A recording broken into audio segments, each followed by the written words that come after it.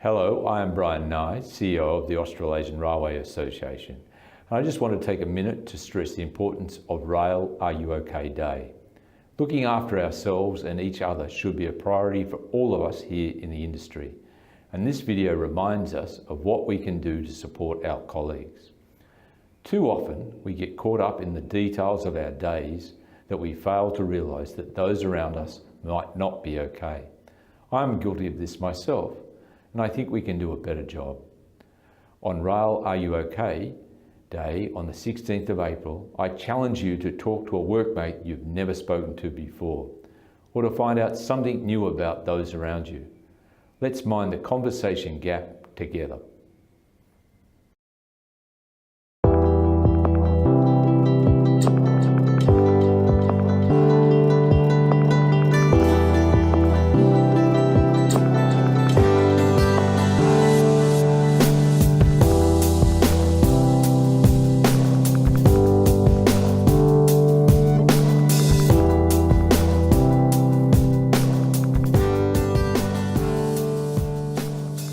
The idea of having a simple conversation started by, "Are you okay, mate?" is what we're on about. We think it's a great way to deal with some of the stresses and strains that people face in the rail industry. We have people that have been traumatised by fatalities, that have to deal with their anguish of being involved in a very trauma incident. It affects them, it affects their family, it affects the way they perform their day-to-day tasks. If we just stop and help individuals who have gone through that, just that alone, then as a culture, as a rail family across the nation of Australia, we would be better for it. I think one of the really courageous things to do as a guy and as a mate is to actually reach out and ask your friends if they are okay. You don't have to be their counsellor, you don't have to be their psychologist. All you have to do is just say, look, is everything okay today? Do you want to talk about anything? Is there something we can do to help?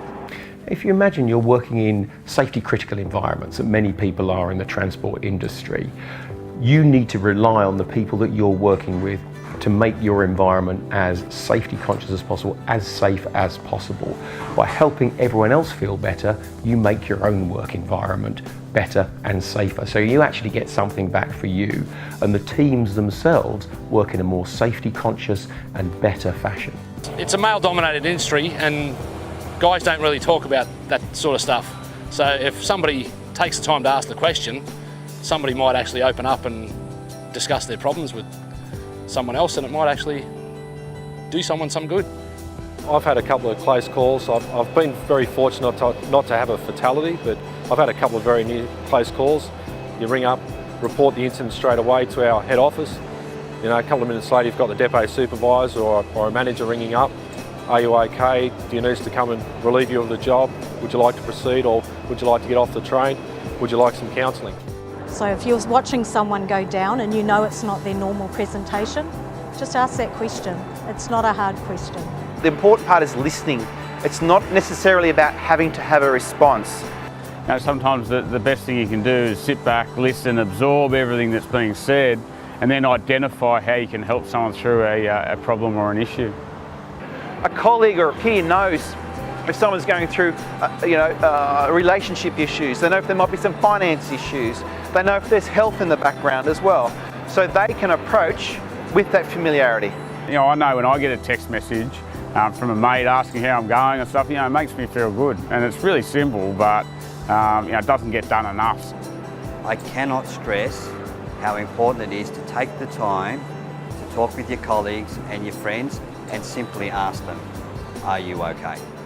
Well, you do see people who are really intensely distressed following something highly traumatic, and sometimes they say that call from someone at work is the only thing that's keeping me going.